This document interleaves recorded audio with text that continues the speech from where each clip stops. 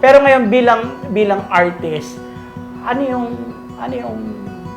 maipapayo mo doon sa mga tao na nalilito?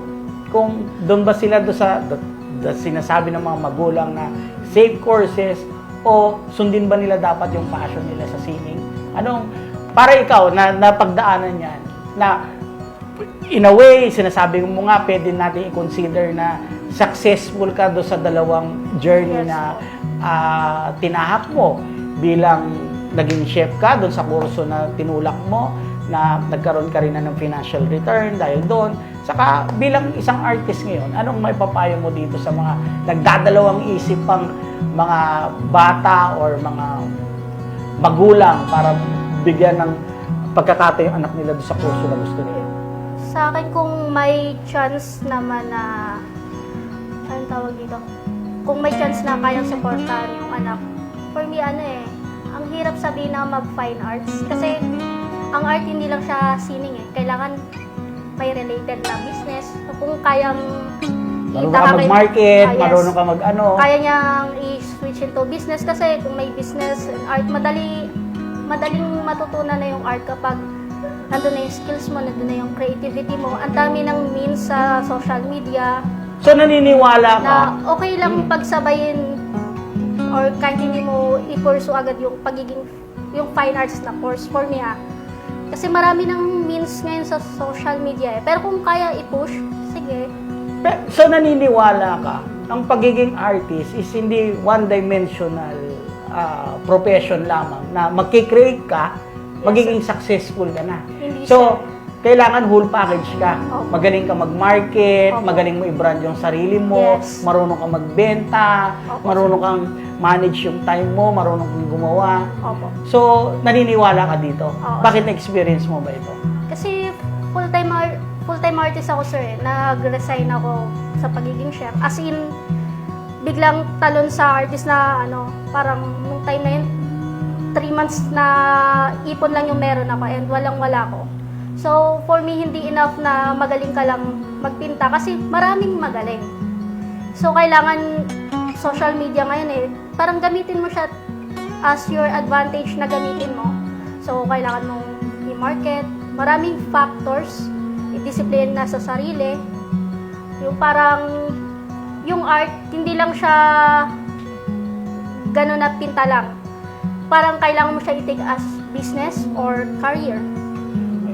Ganun yung dapat na point of view mo kung gusto mong maging successful in way na may pera. Okay, chef ka, may trabaho ka that time, pero nag-resign ka na 3 months lang yung ipon mo, tama ba yun? Worth 3 months lang yung ipon mo. Bakit lumakas ang loob mo, talunan nitong isang karir na walang kasiguraduhan kung tatangkilikan ka ng tao? Ano yung nagtulak sa'yo? Mentoring po kasi nun, sir. Parang kailangan, demanding yung time ng work, demanding din yung time ng art. Kailangan mong pumili na lang ng isa. That time, mentoring, feeling ko ito na yung isang shot ko para maging successful na artist. Kasi tinutulungan na ako So, parang sayang naman yung opportunity. Kung mawala ako sa work, possible na mag-apply ako. And Mag-apply ka ulit? Yes. So, okay. Ito, paano kung hindi ko ma-survive yung mentoring? Di baka, ang dami kong what if. Okay. So, tinry ko. Then, nung tinry, hindi siya madali, sir. As in, parang sugal talaga siya na, parang hindi mo alam, kikita ka ba o hindi. Pero since, yun nga, may related sa management yung course ko, kung hindi pwedeng sugal to, ayaw kong tikit mata lang ako na itataya yung something na hindi ko alam. Kailangan business to, investment to, may return. So, for me, para bumalik yun, parang I need to work hard for it. Parang kung career siya, kailangan mong mag-work ng 8 hours. Pero kung business siya, kailangan 9 times a week. So, imagine, paano yung 9 times a week? So, need mong mag-overtime. So, ang tingin mo dito, yung mentoring program mo, investment sa sarili mo to? Yes, sir.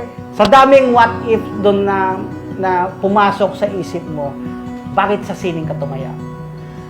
Ang grabe na kasi yung yung urge ko that time na gusto ko maging successful na artist. Kasi childhood dream to eh. Hindi lahat nabibigyan ng chance sa ganito eh. So, mas nangibabaw yung image ng pagiging successful artist kaysa doon sa pagiging successful na manager. Tama ba yun? Yes, kasi yun nga sabi ko, yung work, may resume ka na eh. Pwede mong balikan ulit, may experience ka na, pwede mong balikan ulit. Eto kasi, baka one time lang to, hindi ko na siya pwedeng balikan ulit. Kung mabubuhay ulit si Biaya sa another lifetime, gusto mo pa bang maging artist o iba naman? Artist pa rin, sir. Bakit? Kasi ngayon pa nga lang pinipili ko na yung maging artist. Paano kaya kung may better opportunity sa other life? For sure, artist pa rin. Kasi alam ko yun, nandun yung fulfillment ng soul ko eh. B, ano ba yung art mo? Ano ba tawag dyan sa art mo? Ano ba yung pinaglalaban mo sa art mo? For now, wala pa akong matawag na term, pero usually, duality. Yun yung common na feature ng art. Yun yung common na concept mo. Opo, para Ano yung duality? Bakit duality?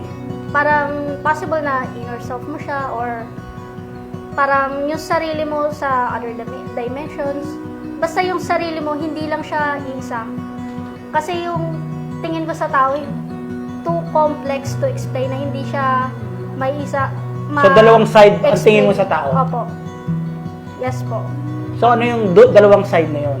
Kabutihan ba yun o kasamaan? Hindi siya totally kabutihan o kasamaan. Kasi hindi naman opposite ng kabutihan is kasamaan. Maraming bagay eh. Kung ano yung nakikita natin, for example, ito yung gusto mo, pero ito yung kailangan mo. Mga iba't ibang perspective ng life actually. So, binabalanse mo yung perspektibo ng buhay sa pagpapakita ng duality Yes, ng mga sir. figures mo. Opo, sir. Okay. Yung mga kulay mo, may simbolismo ba yan? Like color blue, yung kulay orange. May particular ba na mensahe na gusto mong ihahag doon sa duality ng dalawang kulay na prominente sa mga gawa mo? Actually, ang gusto ko lang yung balance and contrast. Since Palagi. Blue and orange. Tapos hindi siya masakit sa mata kahit bright or vibrant.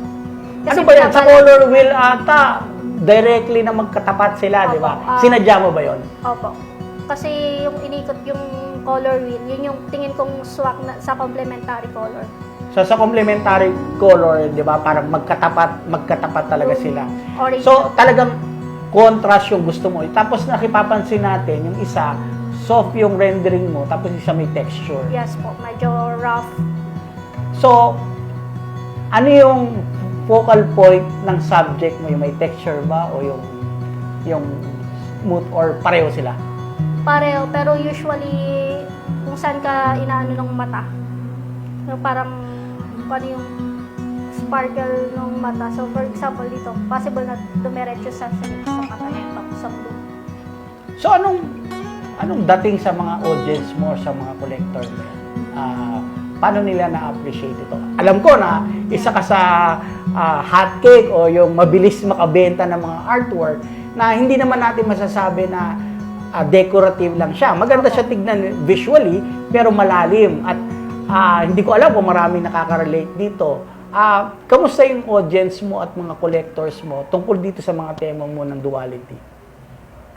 Sa ganito po nabibigla ako kasi iba yung gusto, may sarili ka, bilang artist may sarili kang interpretation, pero mabibigla ako pag tinanong mo yung naging collector mo. For example, ma'am or sir, ano yung reason bakit nyo nagustuhan yung artwork ko? Tapos, minsan ang layo sa gusto mong Iparating. pero it makes sense kasi nagko-connect pa rin. So, somehow may different connection sa kanya yung artwork kahit iba yung gusto mong sabihin. Parang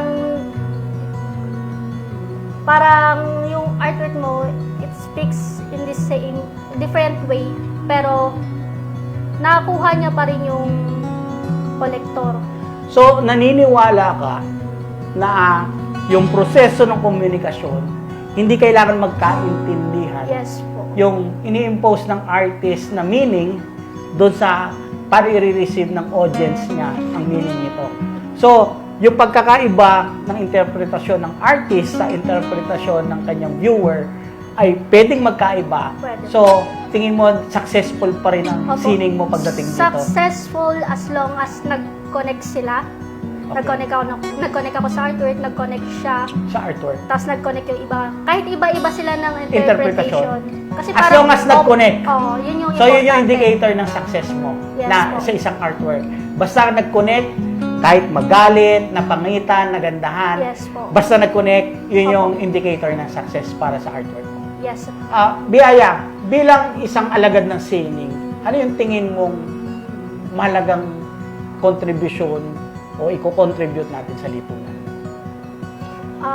Sa akin, kapag in-include natin yung, or maging part yung masa, o maabot natin yung masa, maabot ng sining yung masa, hindi lang siya about sa nakakataas sa lipunan.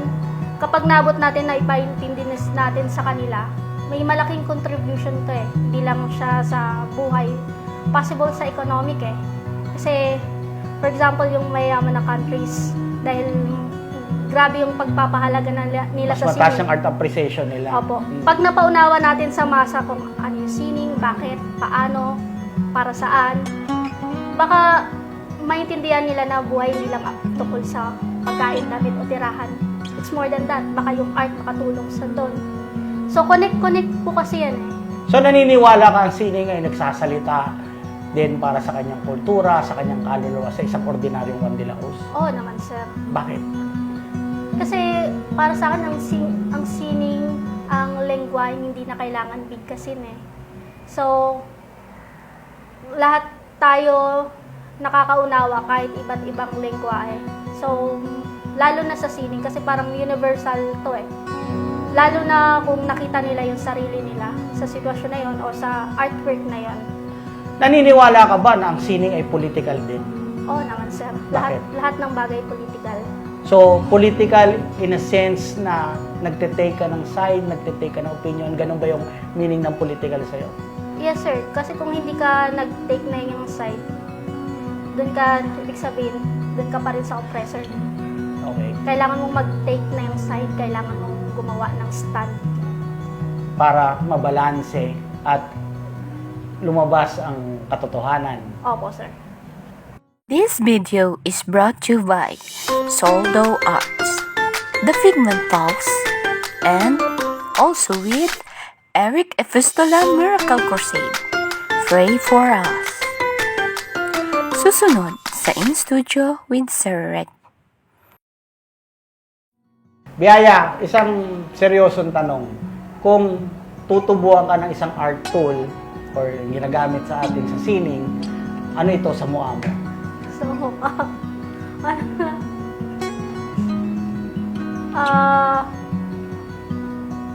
art. Ano yun? Papel na lang sa sa pisngi. Papel sa pisngi. So, yung buong pisngi mo gagawin mong papel. Okay. Bakit?